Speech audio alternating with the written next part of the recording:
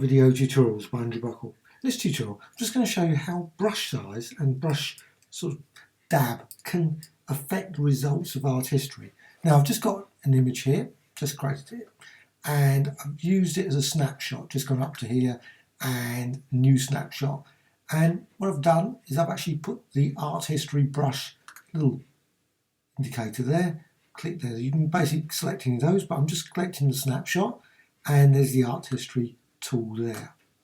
Now all the other settings I'm not going to change particularly, there's lots of other settings over here, but I'm just going to show you the response with different brushes, and this is related to previous other videos I've done, so you can, by using different brushes, you can get different results.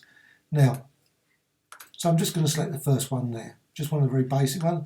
I'm going to go for a fairly small thing, but what I'm going to do, I'm actually going to do it on black, so I'm just going to show the thing, otherwise you can't see the actual line, so you can actually just see the result of just selecting that one. So you've just got basically and this is using the loose medium. Obviously there's other settings of curl, etc.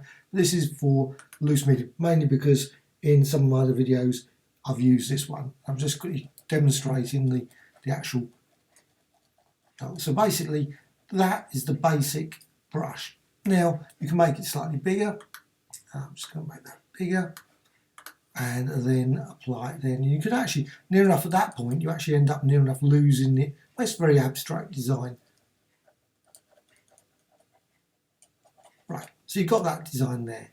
But you can actually use, I'm just going to go to black again, different brush strokes. There's a number of brushes that come with Photoshop, so I'm going to select that one. And again, I'm going to go fairly small because I just want to all basically around the same sort of size, and just add that. And you can see now this one is actually just because more complex a brush, and you can create more complex brushes. And I've just quick demonstrate. There's a sort of like a more complex brush. You can create different types of brushes, and you can see the line becomes much longer, but more sort of interesting. So there's another possibility. I'm just going to undo that.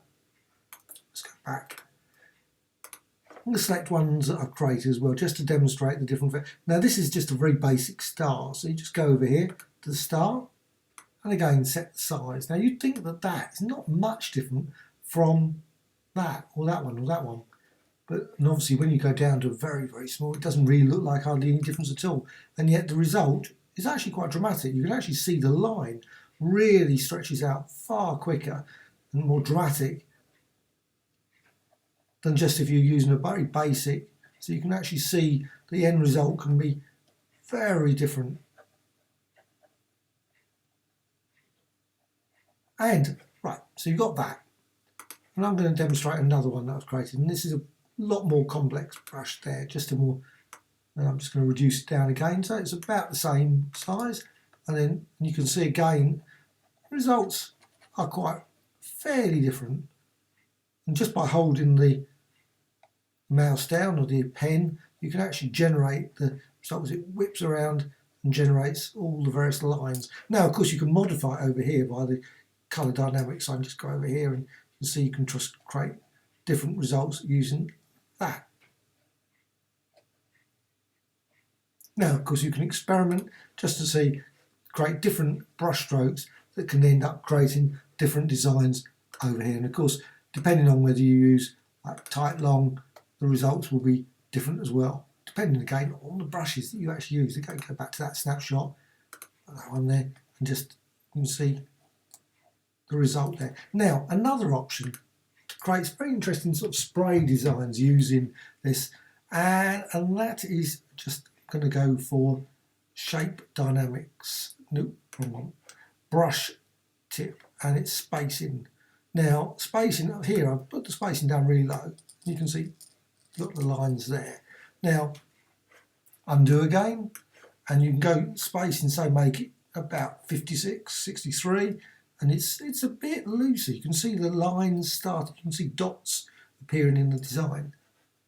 Okay, undo that, and then you go there, 155, and again you can just, and now near enough you can see that you can actually see the dots in the spacing, so you can actually become near enough a spray. So I'm just going to go really extreme, 465, and then just spray it like that, and therefore you can create a sort of very spray. Now, if you use the colour dynamics, I'm just going to push the purity up to make more colour.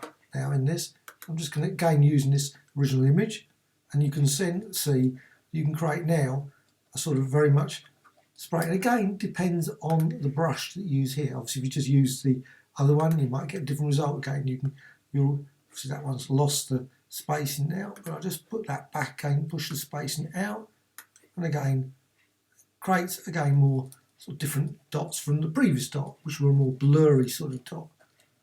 So therefore, just showing that art history brushes can be really affected by the actual brush shape, as well, and some work better than others, as well as with obviously combined with spacing and colour settings to create some very interesting designs.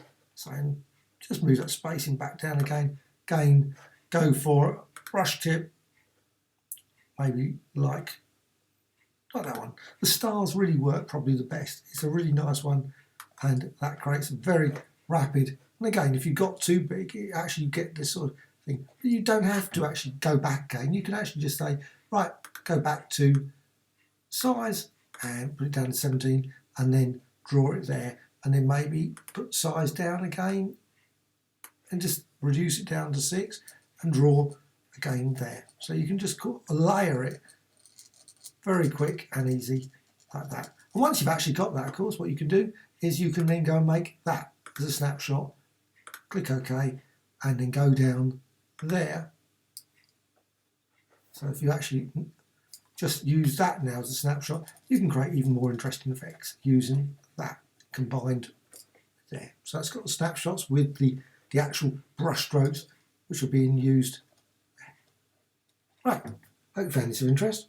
Thank you much.